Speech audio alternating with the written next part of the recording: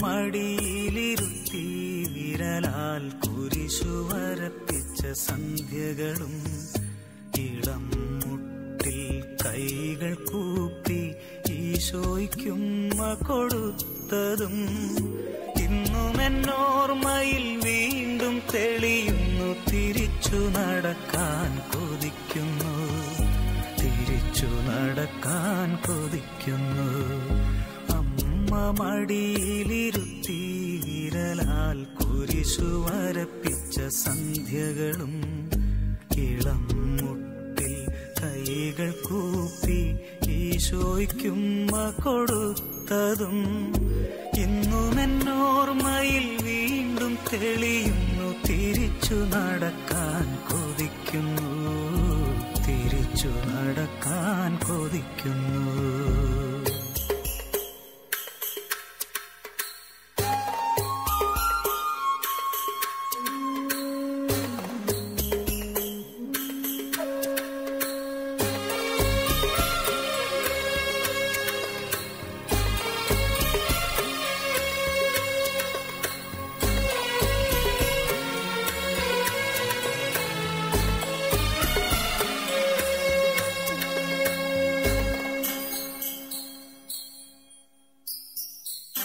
തൂവെള്ള വസ്ത്രവും മുടിയും ചാർത്തി പുലരിതൻ പൂക്കളും കൈകളിലേന്തി.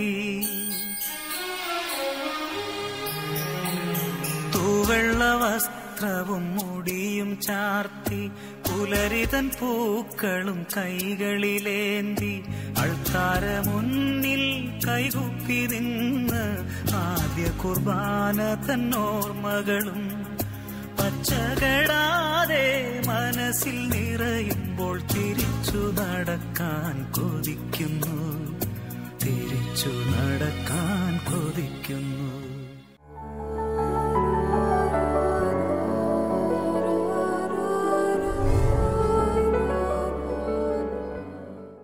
ദൈവത്തിന് മഹത്വം ഉണ്ടായിരിക്കട്ടെ.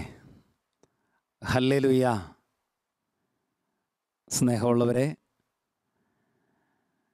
കുറച്ച് നാളുകൾക്ക് മുമ്പ് ഒരു ദേവാലയത്തിൽ വിശുദ്ധ കുർബാനയ്ക്ക് ശേഷം ഞാനൊന്ന് പ്രാർത്ഥിച്ചുകൊണ്ട് നിൽക്കുമ്പോൾ കണ്ട ഒരു കാഴ്ച സാധാരണ നമ്മളൊക്കെ കണ്ടിട്ടുള്ള കാഴ്ചയാണ്.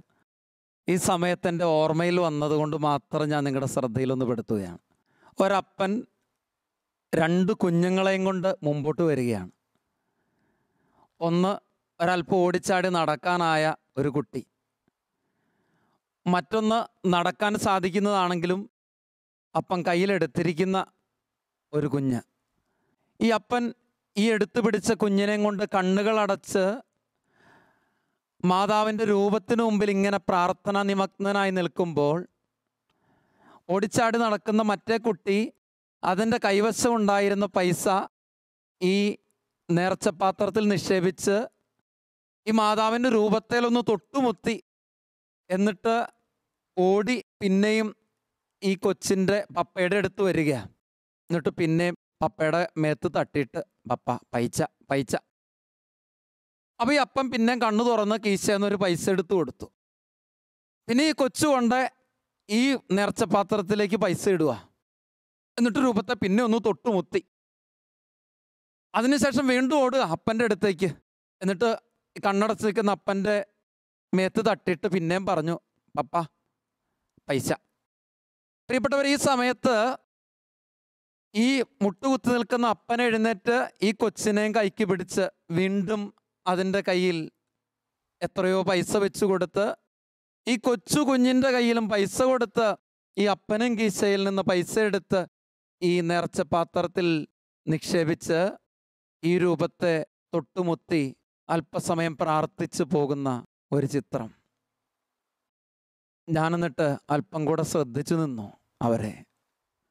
കാരണം നിഷ്കളങ്കരായ ആ കൊച്ചു കുഞ്ഞുങ്ങളെ ആ അപ്പൻ നന്മയുടെ ചില പാഠങ്ങൾ പരിശീലിപ്പിക്കുന്ന കണ്ടപ്പോൾ എൻ്റെ മനസ്സിൽ അതിയായ ഒരു സന്തോഷം തോന്നി. എന്നിട്ട് ഈ കുഞ്ഞുങ്ങളെയും കൊണ്ട് ഈ അപ്പൻ പുറത്തേക്ക് നടന്നു പോകുമ്പോൾ ഒരു പക്ഷേ അദ്ദേഹത്തിൻ്റെ വാഹനത്തിൽ കയറാനായിരിക്കാം. ആ സമയത്ത് ആ പുറത്ത് നിന്നിരുന്ന ഏതാനും ഭിക്ഷക്കാര് ഈ അപ്പൻ്റെ മുമ്പിൽ കൈകൾ നീട്ടി അപ്പാ അപ്പാ എന്ന് കരയുന്നത് ഞാൻ കണ്ടു. ഈ സമയത്ത് ഈ അപ്പൻ കയ്യിൽ നിന്ന് വീണ്ടും പൈസ എടുത്ത് ഈ കൊച്ചുങ്ങൾക്ക് കൊടുത്തു. എന്നിട്ട് ഒരു ഭിക്ഷക്കാരന് അതിൽ മുതിർന്ന കുട്ടിയെ കൊണ്ടും മറ്റൊരുവന് അതിൽ ഇളയ കുട്ടിയെ കൊണ്ടുമൊക്കെ പൈസ കൊടുപ്പിച്ച് കടന്നു പോകുമ്പോൾ ആ കുഞ്ഞുങ്ങളുടെ മനസ്സിലും എന്തെന്നില്ലാത്തൊരു സന്തോഷം, ആ മുഖത്തൊക്കെ ഒരു പ്രത്യേക പ്രകാശം ഞാൻ കണ്ടു. സ്നേഹമുള്ളവരെ, സാധാരണ നമ്മളൊക്കെ കണ്ടിട്ടുള്ളതും നമ്മളൊക്കെ ചെയ്തിട്ടുള്ളതുമായ ഈ ഒരു കാഴ്ച എൻ്റെ ഉള്ളിൽ ഇന്നും പച്ചകടാത്ത ഒരു ദൃശ്യമായിട്ട് നിലകൊള്ളുക.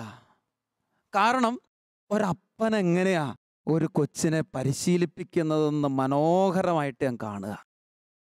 പൗലോസ്ലീഹ തിമോത്തിയോസിന് എഴുതിയ ലേഖനത്തിൻ്റെ 4-ാം അധ്യായം 7-8 വചനങ്ങൾ. ദൈവഭക്തിയിൽ പരിശീലനം നേടുക. ശാരീരികമായ പരിശീലനം കൊണ്ട് കുറച്ച് പ്രയോജനമുണ്ട്, എന്നാൽ ആത്മീയത എല്ലാവിധത്തിലും വിലയുള്ളതാണ്. Hallelujah, hallelujah. ശാരീരികമായ പരിശീലനം കൊണ്ട് കുറച്ച് പ്രയോജനമുണ്ട്, എന്നാൽ ആത്മീയത എല്ലാവിധത്തിലും വിലയുള്ളതാണ്. ശാരീരികമായ പരിശീലനം ഇന്ന് വിവിധയിടങ്ങളിൽ ജിംനേഷ്യങ്ങളും മറ്റു തരത്തിലുള്ളതായ എക്സസൈസുകളും മറ്റ് കായിക അഭ്യാസങ്ങളുമായിട്ട് നിലകൊള്ളുമ്പോൾ അനേകർ ആ പരിശീലനങ്ങൾ പങ്കുചേരാറുണ്ട്. നമുക്കറിയാം, ജിംനേഷ്യങ്ങളിലും മറ്റിടങ്ങളിലുമുള്ള പരിശീലനത്തിന് വേണ്ടി വളരെ പ്രഭാതത്തിലെ ഉണർന്ന് സവാരി ചെയ്യുന്നവർ, ഓടിയും നടന്നുമൊക്കെ വിവിധ ഇടങ്ങളിലേക്ക് കടന്നു പോകുന്നവർ അവരുടെ ശരീരത്തെ പരിശീലിപ്പിക്കുകയാണ്. അവരുടെ ശരീരത്തിലെ കൊഴുപ്പടിഞ്ഞുകൂടിയതും അവരുടെ ശരീരത്തിൽ ആരോഗ്യമൊന്ന് വീണ്ടെടുക്കുന്നതിനുള്ള പരിശ്രമങ്ങൾ നടത്തുകയാണ്. പൗലോസ്ലീഹ തിമോത്തിയോസിനെ ഓർമ്മിപ്പിക്കുകയാണ്, ശാരീരികമായ പരിശീലനം കൊണ്ട് കുറച്ച് പ്രയോജനമുണ്ട്, എന്നാൽ ആത്മീയത എല്ലാ തലത്തിലും വിലയുള്ളതാണ്. ഹല്ലേലൂയ. അതുകൊണ്ട് വചനം പഠിപ്പിക്കുകയാണ്, ദൈവഭക്തിയിൽ പരിശീലനം നേടുക. പ്രിയപ്പെട്ടവരെ, ഞാനും നിങ്ങളും ഇന്ന് ചിന്തിക്കേണ്ടതായ നന്മയുടെ ചില കാര്യങ്ങളുണ്ട്. ഒരുപക്ഷെ ഞാൻ ഓർക്കുന്നു, എൻ്റെ വീട്ടിൽ നിന്ന് എങ്ങോട്ടെങ്കിലും ഒരു യാത്ര പുറപ്പെടുമ്പോൾ എൻ്റെ ചാച്ചൻ തിരുസ്വരൂപത്തിന് മുമ്പിൽ നിർത്തി ഞങ്ങളെ പ്രാർത്ഥിപ്പിക്കും. പ്രാർത്ഥിച്ചിട്ട് ഇറങ്ങിയാൽ മതി. ഇത് ചാച്ചൻ പഠിപ്പിച്ച നന്മയുടെ ഒരു പാഠമാണ്. അതുകൊണ്ട് ഏത് യാത്ര പുറപ്പെടുമ്പോഴും അറിയാതെ മനസ്സിനുള്ളിൽ ഒരു ദൈവവിചാരം സൂക്ഷിക്കും, അല്ലെങ്കിൽ രൂപത്തിന് മുമ്പിൽ നിന്ന് ഒന്ന് പ്രാർത്ഥിക്കാതെ കടന്നു പോവുകയില്ല. നാളുകൾക്ക് മുമ്പ് എൻ്റെ പിതാവ് എന്നെ പരിശീലിപ്പിച്ച, എന്നെ പഠിപ്പിച്ച നന്മയുടെ ഈ മാതൃക എൻ്റെ ജീവിതത്തെ ഇന്നും പരിപോഷിപ്പിക്കുകയാണ്. ഇവിടെ വീണ്ടും ഞാൻ തിരിച്ചറിയുകയാണ്, വിശ്വാസം പരിശീലിക്കേണ്ട ഒന്നാണ്. ലൂക്കായുടെ സുവിശേഷത്തിൻ്റെ 2-ാം അധ്യായത്തിൽ നമ്മൾ കണ്ടെത്തുന്നുണ്ട്, മറിയവും യൗസേപ്പും യേശുവിനോടുകൂടെ തിരുനാളിന് പോവുക, ജെറുസലേമിലെ തിരുനാളില്. വചനത്തിൽ നമ്മൾ വായിക്കുന്നത് ഇപ്രകാരമാണ്, അവർ ആണ്ടുതോറും പെസഹ തിരുനാളിന് ജെറുസലേമിൽ പോയിരുന്നു. പതിവനുസരിച്ച് ആ വർഷവും അവർ തിരുനാളിന് പോയി. ഇത് തിരുക്കുടുംബത്തിൻ്റെ ഒരു പതിവാ, ആണ്ടുതോറും പെസഹ തിരുനാളിന് ദേവാലയത്തിൽ പോവുക എന്നുള്ള നന്മയുടെ പതിവ്. ഇത് യൗസേപ്പും മറിയവും യേശുവിന് കൊടുക്കുന്ന ഒരു പരിശീലനമാണ്. ചില നന്മയുടെ പതിവുകൾ, ചില വിശ്വാസത്തിൻ്റെ വളർച്ചകൾ ഈ കാലഘട്ടങ്ങളിൽ മാതാപിതാക്കൾ മക്കളിലേക്ക് കൈമാറാൻ മടിക്കുന്ന ഒരു യാഥാർത്ഥ്യം എന്ന് പറയുന്നത് ഈ വിശ്വാസ പരിശീലനത്തിൻ്റെ കുറവാണ്. വേദനയോടുകൂടെ ഞാനിന്നും ഓർക്കുന്ന ചില സംഭവങ്ങളുണ്ട്. ഒരിക്കൽ ഞാൻ 10-ാം ക്ലാസ്സിൽ പഠിക്കുന്ന ഒരു കൊച്ചിനോട് സംസാരിക്കുമ്പോൾ ഞാൻ പറഞ്ഞു, മോളെ നന്നായി പ്രാർത്ഥിക്കണം. യോഹന്നാൻ 14:26 പരിശുദ്ധാത്മാവ് വരുമ്പോൾ എല്ലാ കാര്യങ്ങളും പഠിപ്പിച്ചവ അനുസ്മരിപ്പിക്കും. ഞാൻ ഈ വചനമൊക്കെ പറഞ്ഞ് കൊച്ചിനോട് പറയാം, മോളെ പരിശുദ്ധാത്മാവ് വന്നാലേ കാര്യമുള്ളൂ, അതുകൊണ്ട് നീ നന്നായിട്ട് പ്രാർത്ഥിക്കണം. നീ കുടുംബ പ്രാർത്ഥനയൊക്കെ നന്നായിട്ട് ചെല്ലുന്നില്ലേ? ആ കൊച്ച് സങ്കടത്തോടെ എന്നോട് പറഞ്ഞു, അച്ഛാ എന്നോട് മമ്മി പറഞ്ഞിരിക്കുന്നത് നീ പ്രാർത്ഥിക്കാൻ കൂടണ്ടെന്നാ. 1/2 മണിക്കൂർ സമയം കുടുംബ പ്രാർത്ഥനയുണ്ട്, കൊച്ചാ സമയം കളയണ്ട, ഇരുന്ന് പഠിച്ചോ. വേദനയോടുകൂടെ ഞാൻ ഓർക്കുകയാണ് പ്രിയപ്പെട്ടവരെ. ഇതുപോലെ ഇന്ന് പ്രാർത്ഥനയുടെ സമയം, ദിവ്യബലിയുടെ സമയം പോലും നഷ്ടപ്പെടുത്തിക്കൊണ്ട് കോച്ചിങ് ക്ലാസ്സുകൾക്കും എൻട്രൻസ് കോച്ചിങ്ങുകൾക്കും ട്യൂഷനുകൾക്കും മറ്റു തരത്തിലുള്ളതായ പരിശീലന പരിപാടികൾക്കും പ്രാധാന്യം നൽകുമ്പോൾ ഭൗതികമായ ഒരുപാട് വിജ്ഞാനം ഈ മക്കളുടെ മനസ്സിലേക്ക്, തലച്ചോറിലേക്ക് കുത്തി നിറയ്ക്കാനായിട്ട് പരിശ്രമിക്കുമ്പോൾ പ്രിയപ്പെട്ട മാതാപിതാക്കളെ, സഹോദരി സഹോദരന്മാരെ, ഒരു സത്യം നിങ്ങൾ മറന്നു പോകരുത്.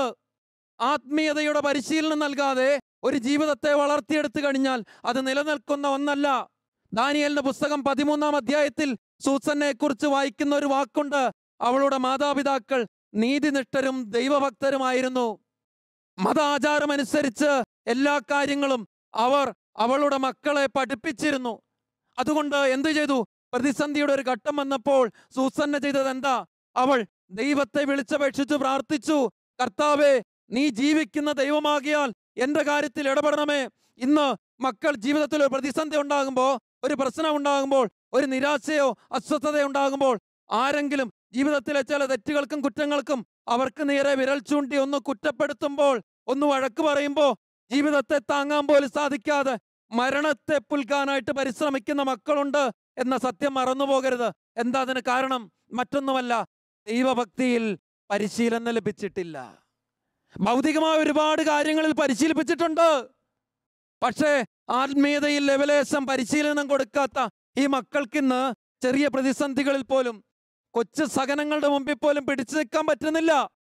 വിവാഹം ചെയ്ത് വിവിധ കുടുംബങ്ങളിലേക്ക് പറഞ്ഞയക്കുമ്പോൾ, വിവിധ ഹോസ്റ്റലുകൾ, വിവിധ കോളേജുകളിലോ മറ്റിടങ്ങളിലോ ഒക്കെ വിദ്യാഭ്യാസ കാര്യങ്ങൾക്കായിട്ട് അവരെ പറഞ്ഞയക്കുമ്പോൾ അവിടെ നിന്ന് അധ്യാപകരാരെങ്കിലും ഒരു കറക്ഷൻ കൊടുത്തു.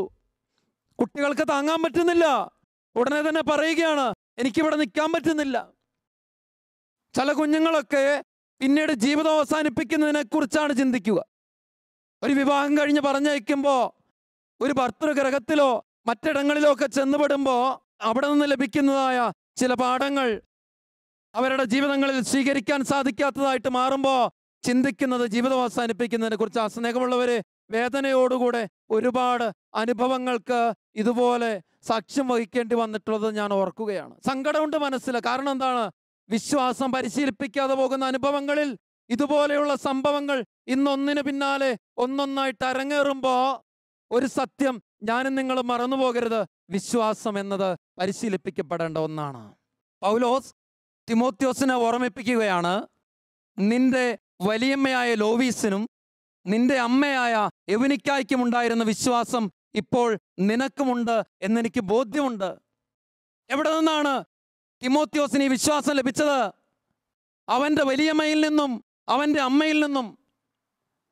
പ്രിയപ്പെട്ട മാതാപിതാക്കളെ, നമ്മുടെ ജീവിതങ്ങൾക്ക് ചില വിശ്വാസങ്ങൾ, ചില തീക്ഷ്ണതകൾ, ചില നന്മകൾ, ചില കൃപകൾ ലഭിക്കേണ്ടത് നമ്മുടെ ജീവിതങ്ങളിൽ നമ്മുടെ മക്കളിലേക്ക് കൈമാറ്റപ്പെടേണ്ടത് ചില നന്മയുടെ വിശ്വാസമാണ്, ചില മൂല്യങ്ങളാണ്, ചില കുടുംബത്തിൻ്റെ മഹിമകളാണ്, നന്മയുള്ള ചില പാരമ്പര്യങ്ങളാണ് എന്നുള്ള സത്യത്തെ മറന്നു പോകരുത്.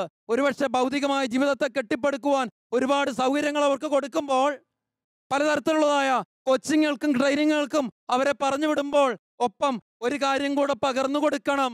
അത് വിശ്വാസമാണ്, അത് ആത്മീയതയാണ്.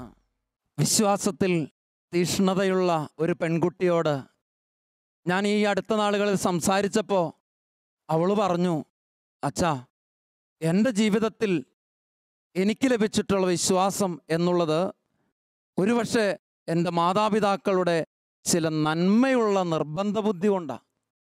സാധിക്കുന്ന ദിവസങ്ങളിലൊന്നും ദേവാലയത്തിൽ പോകാതിരിക്കാൻ അവർ സമ്മതിക്കുകയില്ല. നിർബന്ധപൂർവം എന്നെ ദേവാലയത്തിൽ അവർ എൻ്റെ കൊച്ചുനാളുകളിൽ പറഞ്ഞയക്കുമായിരുന്നു. വീട്ടിൽ കുടുംബ പ്രാർത്ഥന ചെല്ലുമ്പോൾ മുട്ടുകുത്തി നിന്നോണം. മുട്ടുകുത്തി നിൽക്കുന്നതിൻ്റെ ഇടയ്ക്ക് അലക്ഷ്യമായോ അശ്രദ്ധമായോ കളിതമാശയായിട്ടോ ഒക്കെ എടുത്തു കഴിഞ്ഞാൽ നല്ല ചുട്ട അടിവെച്ചു തരും. അച്ഛാ, അതുകൊണ്ട് എനിക്കിന്ന് വിശ്വാസമുണ്ട്, എനിക്കിന്ന് പ്രാർത്ഥനയുണ്ട്. കാരണം എൻ്റെ മാതാപിതാക്കൾ എന്നെ വിശ്വാസം പരിശീലിപ്പിച്ചിട്ടുണ്ട്. ഞാൻ സന്തോഷത്തോടെ ഓർക്കുക, ഇതുപോലെ എത്രയോ പേര് അവരുടെ ജീവിതങ്ങളെ സാക്ഷ്യപ്പെടുത്തിയിട്ടുണ്ട്. എൻ്റെ ജീവിതത്തിൽ ലഭിച്ച ചില പരിശീലനങ്ങൾ, എൻ്റെ ജീവിതത്തിലുള്ള ചില നന്മകൾ എനിക്കൊന്നും അവകാശപ്പെട്ടതല്ല, എൻ്റെ അപ്പനും അമ്മയും തന്നതാ. പ്രിയപ്പെട്ട മാതാപിതാക്കളെ, ഇന്ന് ഓർക്കേണ്ട ഒരു സത്യമുണ്ട്. എൻ്റെ ജീവിതത്തിൽ എത്രമാത്രം നന്മയുടെ, മൂല്യങ്ങളുടെ ചില സന്ദേശങ്ങൾ പകരാൻ എനിക്ക് സാധിക്കുന്നുണ്ട്. എൻ്റെ ആത്മീയത എന്ന് പറയുന്നത് ഞാൻ എൻ്റെ തലമുറയ്ക്ക് കൈമാറ്റപ്പെടേണ്ടതാണ്. അതെൻ്റെ വാക്കുകളിലൂടെ ഒന്നുമല്ല. പള്ളി പോകാത്ത ഒരു അപ്പൻ കുഞ്ഞിനോടോ മകനോടോ മകളോടോ നീ പള്ളി പോകണം, നീ പ്രാർത്ഥിക്കണമെന്ന് എത്രമേൽ ശകാരിച്ചിട്ടും കാര്യമില്ല. കാരണം എന്താ? നന്മയുടെ മാതൃക നൽകേണ്ടത് അവരുടെ ജീവിതങ്ങൾക്ക് അനിവാര്യമാണ്.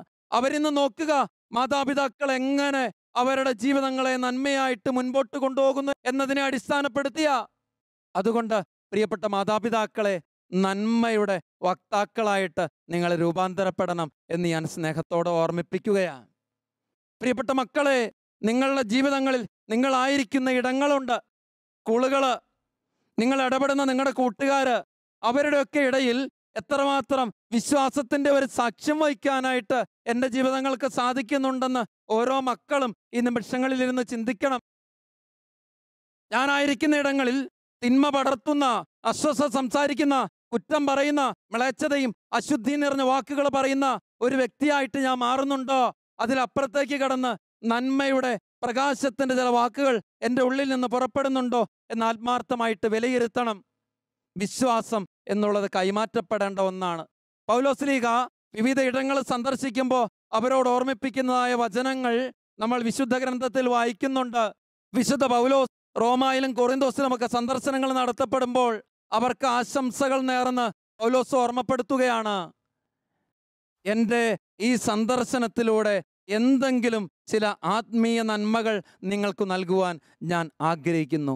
എൻ്റെയും നിങ്ങളുടെയും വിശ്വാസം നമ്മളെ പരസ്പരം പരിപോഷിപ്പിക്കുമല്ലോ. സ്നേഹമുള്ളവരെ, നമ്മുടെ വിശ്വാസം കൈമാറ്റം ചെയ്യപ്പെടാനുള്ളതാണ്. മക്കളുടെ പ്രാർത്ഥനയും അവരുടെ നന്മ നിറഞ്ഞ ജീവിതങ്ങളും കാണുമ്പോൾ മാതാപിതാക്കൾ അഭിമാനത്തോടെയും സന്തോഷത്തോടെയും ദൈവത്തെ മഹത്വപ്പെടുത്തും. മാതാപിതാക്കളുടെ കൃപ നിറഞ്ഞ ജീവിതങ്ങൾക്ക് സാക്ഷ്യം വഹിക്കുമ്പോൾ മക്കൾ ദൈവത്തിങ്കലേക്ക് അടുക്കും. എന്നെ പഠിപ്പിച്ച എൻ്റെ ഒരു ബഹുമാനപ്പെട്ട ഗുരുശ്രേഷ്ഠൻ വൈദികൻ, അദ്ദേഹത്തിൻ്റെ ജീവിതത്തിൽ നിന്ന് പങ്കുവച്ച ഒരു സംഭവം കൂടെ എൻ്റെ മനസ്സിൽ ഞാൻ ഓർക്കുകയാണ്. അച്ഛൻ്റെ കൊച്ചുനാളിൽ അച്ഛൻ്റെ അമ്മ അച്ഛനെ കൈക്ക് പിടിച്ച് ദേവാലയത്തിലേക്ക് കൊണ്ടുപോവുകയാണ്. ദേവാലയ പടവുകൾ കയറി ദേവാലയത്തിൻ്റെ ഉള്ളിലേക്ക് പ്രവേശിക്കുമ്പോൾ തന്നെ അമ്മ പറഞ്ഞു, ദേ അവിടെ ഈശോയുണ്ട്, അതുകൊണ്ട് മോൻ ഈശോയോട് നന്നായിട്ട് പ്രാർത്ഥിക്കണം, മിടുക്കനായിരിക്കണം. എന്നിട്ട് അമ്മ ആ ദിവ്യകാരുണ്യം എഴുന്നള്ളിച്ചു വെച്ചിട്ടുള്ള ദേവാലയത്തിൽ പ്രവേശിക്കുമ്പോൾ തന്നെ നന്നായി നിലം ചുംബിച്ച് ദേവാലയത്തിലേക്ക് പ്രവേശിക്കുകയാണ്. ഈ കുഞ്ഞ് ഇതെല്ലാം നോക്കിക്കൊണ്ട് അതുപോലെ തന്നെ അനുകരിക്കുകയാണ്. എന്നിട്ട് ദേവാലയത്തിൻ്റെ ഏതാണ്ട് മുൻഭാഗത്തേക്ക് വന്ന് വീണ്ടും നന്നായി കുമ്പിട്ട് ഈ അമ്മ ഈശോയെ നോക്കി പ്രാർത്ഥിക്കുമ്പോൾ വീണ്ടും ഈ അമ്മ കുഞ്ഞിനോട് പറഞ്ഞു, ഈശോ അവിടെ ഉണ്ട്, നീ പ്രാർത്ഥിക്ക്. ഈശോ അവിടെ ഉണ്ട്, നീ പ്രാർത്ഥിക്ക്. ഈ കുഞ്ഞു നോക്കിയിട്ട് ഈശോയെ കാണുന്നില്ല. ഈ കുഞ്ഞ് അവിടെ എല്ലാം നോക്കിയിട്ട് ഈശോയെ കാണുന്നില്ല. അപ്പോ ഈ കുഞ്ഞ് അമ്മയെ തട്ടി വീണ്ടും ചോദിച്ചു, ഈശോ എന്തിയേ, ഈശോ എന്തിയേ? ആ അമ്മ കുനിഞ്ഞ് ആ കുഞ്ഞിനോട് പറഞ്ഞു, ദേ അവിടെ സ്വർണ്ണ നിറത്തിലുള്ള ഒരു അരുളിക്ക കാണുന്നില്ലേ, അതിൻ്റെ ഉള്ളിൽ ഒരു വെളുത്ത അപ്പം നീ കണ്ടോ? അതാ ഈശോ. ഇന്ന് വൈദികനായ ഈ കുഞ്ഞ് ഇന്ന് പറയുകയാണ്, ഞാൻ അന്ന് ആ വെളുത്ത അപ്പത്തിൽ ഈശോയെ കണ്ടില്ല, എന്നാൽ ഞാൻ എൻ്റെ അമ്മയുടെ കണ്ണുകളിലേക്ക് നോക്കിയപ്പോൾ ഞാൻ അവിടെ ഈശോയെ കണ്ടു. പ്രിയപ്പെട്ടവരെ, ഈ വെളുത്ത അപ്പത്തിലോ പരിശുദ്ധ കുർബാനകളിലോ ദേവാലയങ്ങളിലോ ഒരുപക്ഷെ ഈ കുഞ്ഞുങ്ങൾ ദൈവത്തെ കണ്ടെത്തി എന്നിരിക്കുകയില്ല. എന്നാൽ അവർ ദൈവത്തെ അന്വേഷിക്കുന്നത് നിങ്ങളുടെ ജീവിതങ്ങളിലാണ്, നിങ്ങളുടെ കണ്ണുകളിലാണ്, നിങ്ങളുടെ വിശ്വാസത്തിൻ്റെ സാക്ഷ്യങ്ങളിലാണ്. തിരിച്ചറിയുക. അതുകൊണ്ട് എൻ്റെ ജീവിതത്തിൽ നന്മയുടെ പാഠങ്ങൾ നൽകണമെന്ന്. പ്രിയപ്പെട്ടവരെ, തിരിച്ചറിയാം, ആത്മീയത പരിശീലിപ്പിക്കപ്പെടേണ്ട ഒന്നാണ്. ഹല്ലേലൂയ. നമുക്ക് പ്രാർത്ഥിക്കാം.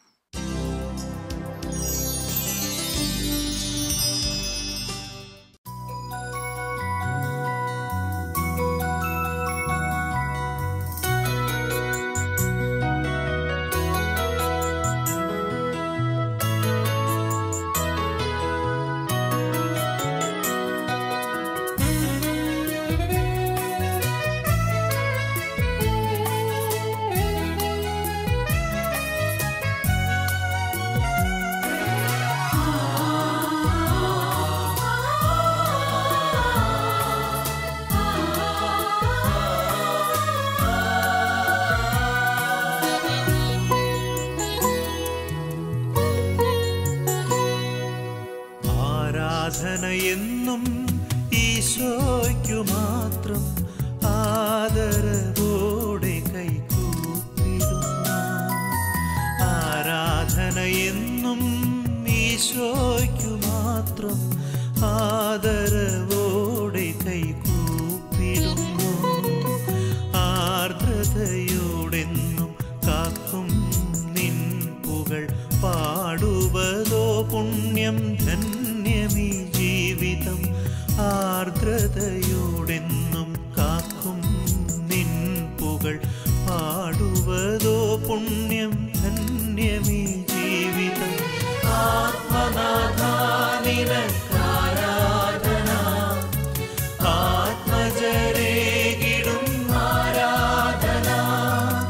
ആത്മനാഥാനിനക്കാരാധന ആത്മജരേകിടും ആരാധന.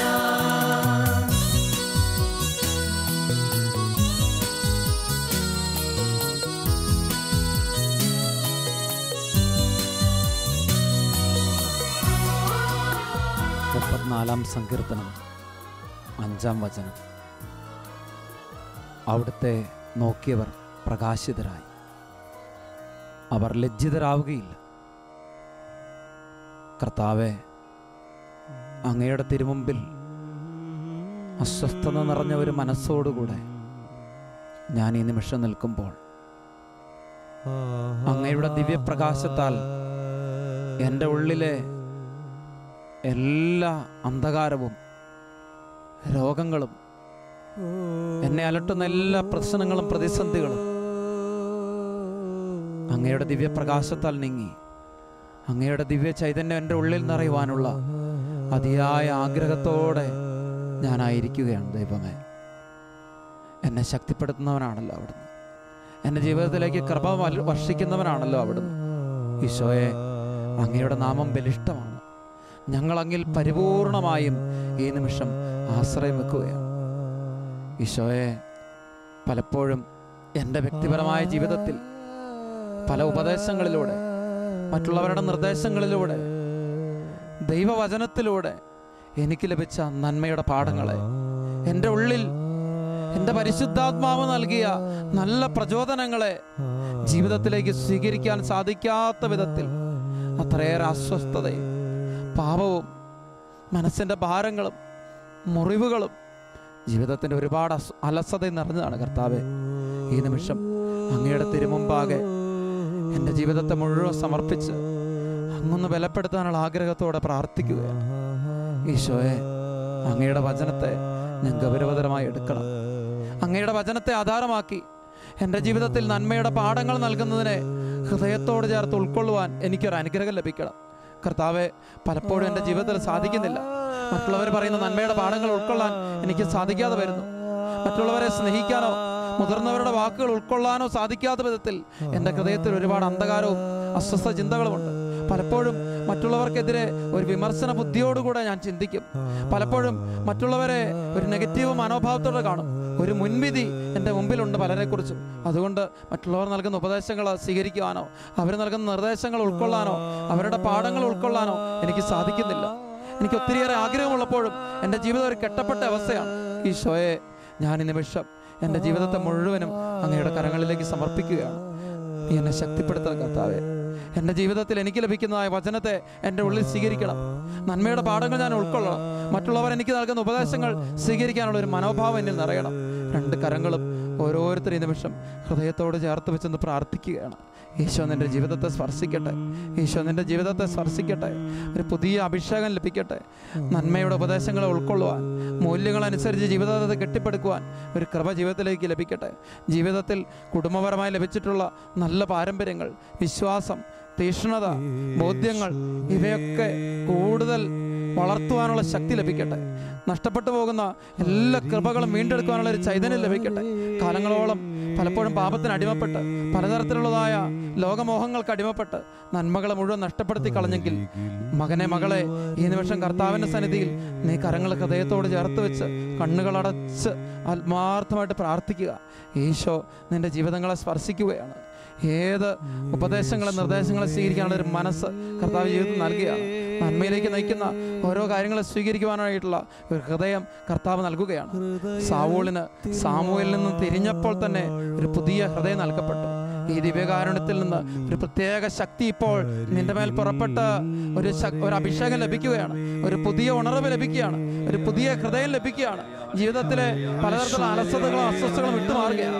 രോഗങ്ങൾ നിന്നെ അലട്ടുന്നുണ്ടാകാം, ലോകമോഹങ്ങൾ നിന്നെ അലട്ടുന്നുണ്ടാകാം. എല്ലാ പ്രതിസന്ധികളും സമർപ്പിക്കുക. വിട്ടുമാറാത്ത പാപാവസ്ഥകളുണ്ട്. ചില തഴക്ക ദോഷങ്ങൾ നിന്നെ ബന്ധിച്ചിട്ടിട്ടുണ്ട്. ഈശോയ്ക്ക് സാക്ഷ്യം വയ്ക്കാൻ പറ്റുന്നില്ല. പലതൊന്നും ഉൾക്കൊള്ളാൻ പറ്റുന്നില്ല. പലരും വിശ്വാസത്തോടെ പ്രാർത്ഥിക്കുമ്പോൾ എനിക്ക് മാത്രം ഒരു പ്രാർത്ഥനയുടെ നിറവ് കിട്ടുന്നുള്ള ചിന്ത നിന്റെ ഉള്ളിലുണ്ടാകാം.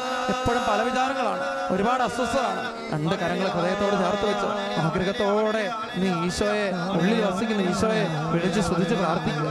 ഈശോയെ, അങ്ങയെ സ്നേഹിക്കുന്നു. എൻ്റെ ഈശോയെ, ഞാനങ്ങയെ ആരാധിക്കുന്നു. സ്നേഹത്തോടെ, വിശ്വാസത്തോടെ, ബോധ്യത്തോടെ, തീക്ഷ്ണതയോടെ ആരാധിക്കട്ടെ. ഹല്ലേലൂയ, ഹല്ലേലൂയ, ഹല്ലേലൂയ, ഹല്ലേലൂയ, ഹല്ലേലൂയ, ഹല്ലേലൂയ, ഹല്ലേലൂയ. എൻ്റെ ഈശോയെ, എൻ്റെ ഈശോയെ, എൻ്റെ ഹൃദയത്തിൽ ഒരു പുതിയ സ്പർശനം തരണമേ. രക്തസ്രാവക്കാരി സ്ത്രീ അങ്ങയെ സ്പർശിച്ചപ്പോൾ തന്നെ അവർക്കൊരു സൗഖ്യം ലഭിച്ചല്ലോ, അവൾക്കൊരു സൗഖ്യം ലഭിച്ചല്ലോ. ദൈവമേ, എനിക്കൊരു ശക്തി ലഭിക്കട്ടെ, എനിക്കൊരു സൗഖ്യം ലഭിക്കട്ടെ, എനിക്കൊരു ഉണർവ് ലഭിക്കട്ടെ, എനിക്കൊരു അഭിഷേകം ലഭിക്കട്ടെ. ഹല്ലേലൂയ, ഹല്ലേലൂയ, ഹല്ലേലൂയ, ഹല്ലേലൂയ, ഹല്ലേലൂയ, ഹല്ലേലൂയ. ഹൃദയത്തിൽ വസിക്കുന്ന യേശുവേ, ഹൃദയത്തിൽ വസിക്കുന്ന ഈശോയെ, അങ്ങന്റെ ഉള്ളിൽ ഉജ്ജ്വലിക്കണമേ, ആത്മാവിനെ ജ്വലിപ്പിക്കണമേ. ആരാധന, ആരാധന, ആരാധന, ആരാധന, ആരാധന, ആരാധന. ഹല്ലേലൂയ, ഹല്ലേലൂയ, ഹല്ലേലൂയ, ഹല്ലേലൂയ, ഹല്ലേലൂയ, ഹല്ലേലൂയ, ഹല്ലേലൂയ, ഹല്ലേലൂയ. പരിശുദ്ധ പരമനാ ദിവ്യ കാരുണ്യ